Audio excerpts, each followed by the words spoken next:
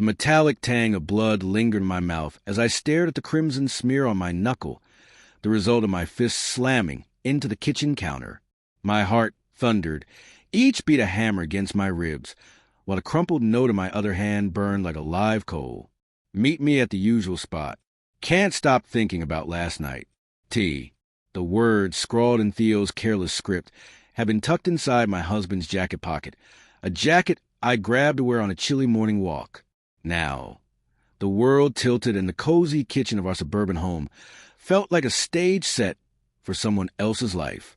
I sank into a chair, the wood creaking under my weight, and reread the note, hoping the words would rearrange into something innocent. Theo was Mark's co-worker, the charming graphic designer with a laugh that filled rooms and eyes that lingered too long. I'd noticed those eyes at the company barbecue last month, the way they followed Mark across the backyard, but I'd brushed it off as my own paranoia. Mark loved me. He'd said it 1,000 times, his voice soft against my ear in the dark. Yet here was this note, a jagged tear in the fabric of our 8-year marriage. The clock ticked above the sink, each second a needle prick. Mark would be home soon, his briefcase swinging, his tie loosened, his smile ready to greet me. I imagined confronting him, my voice sharp, his face crumpling, or worse, hardening with defiance. My stomach churned, a mix of fury and dread. Was I the fool who'd missed the signs? The late nights at the office, the sudden need for space, the way his phone was always face down now. I'd rationalize it all. Stress, deadlines, a midlife crisis at 35. But this note wasn't stress. It was a betrayal written in black ink. I stood, pacing the linoleum, my bare feet cold against the tiles. The house smelled of last night's lasagna, a dish I'd made to celebrate Mark's promotion. We'd laughed over wine, his hand warm on mine, and I'd felt safe, whole. Now that memory soured. Had he been thinking of Theo even then? His lips curved into a smile for me while his mind was elsewhere. The thought clawed at my chest, a raw, aching wound. The front door clicked open and my breath caught. "Babe, I'm home." Mark's voice was cheerful, oblivious. I shoved the note into my pocket, my hands trembling. I couldn't face him yet, not until I understood what I was facing. I needed proof, something undeniable, because a part of me still wanted to believe this was a mistake. "Hey," I called back, forcing my voice steady. In the kitchen, my reflection in the toaster showed a woman I barely recognized, pale, eyes wide with panic.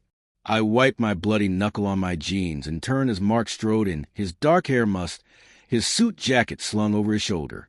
He looked so normal, so mine, that for a moment I doubted the note. "Rough day?" he asked, nodding at the counter where a faint red streak remained. His concern felt like a mockery, and I swallowed a surge of anger. "Just clumsy."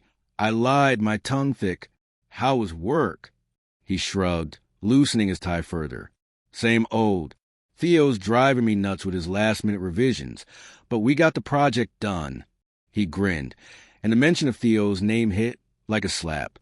Was he lying so easily, or was I the one twisting innocent words into something sinister? We ate dinner in near silence, the clink of forks deafening.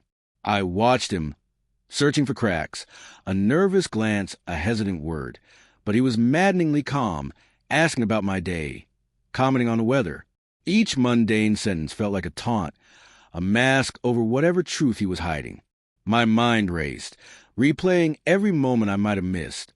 The extra cologne he'd started wearing, the way he'd lingered at the office for client drinks. I wanted to scream, to shake him until the truth spilled out, but fear held me back. What if I was wrong? What if I was right?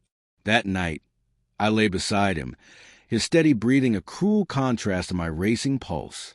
I waited until he slept, then slipped out of bed, my bare feet silent on the carpet. His phone sat on the nightstand, its screen dark but tempting. I'd never snooped before. Trust had been our foundation, but trust was crumbling now. My fingers hovered, guilt warring with desperation. Finally, I grabbed the phone, my hands slick with sweat, and typed his passcode. Our anniversary.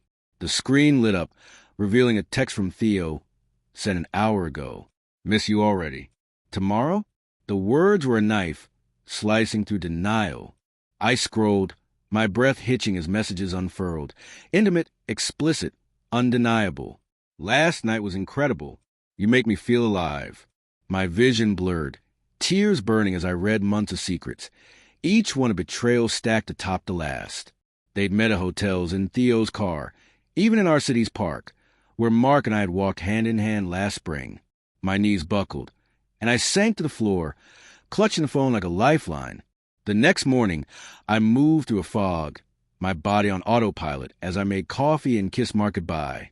He noticed nothing or pretended not to, his smile as bright as ever. I wanted to hate him, but love clung stubbornly, tangled with pain. I needed answers, not just evidence, so I drove to Theo's apartment. The address burned into my mind from a work email Mark had left open. The building was sleek, urban, nothing like our quiet suburban street. My heart pounded as I knocked, each rap a step toward a truth I wasn't sure I could bear. Theo answered, his easy grin faltering when he saw me. "Clara? What's—" His voice was smooth, but his eyes darted, betraying nerves. "I know," I said, my voice low, trembling. "About you and Mark." The words tasted like ash, but saying them made the betrayal real, undeniable. His face softened, not with guilt, but with something like pity. "Clara, I'm sorry. It wasn't planned. It just happened."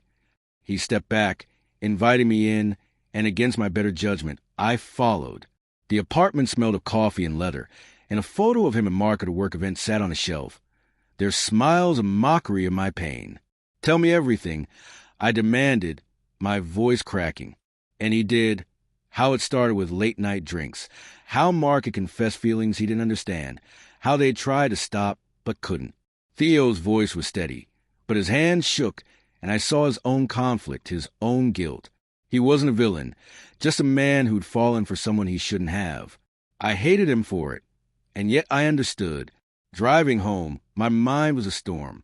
Mark wasn't who I thought he was. Not just a cheater, but a man wrestling with a truth he'd hidden even from himself.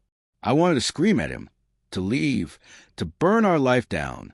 But I also remember the man who cried when we lost our first pregnancy, who danced with me in our living room to no music. Could I hate him without losing that man too? When Mark came home, I was waiting, the note and his phone on the table. His face paled, and for the first time, I saw fear in his eyes. "Clara, he started, but I cut him off." "Don't lie." I whispered, tears spilling. "Not anymore." He sank onto the couch, head in his hands. "I didn't want to hurt you," he said, his voice breaking. "I love you, but I'm confused. I don't know who I am anymore." His confession was a gut punch, raw and honest, and it shattered me. He wasn't just betraying me. He was betraying himself, trapped in a truth he couldn't face. I stood, my legs unsteady, and walked to the door.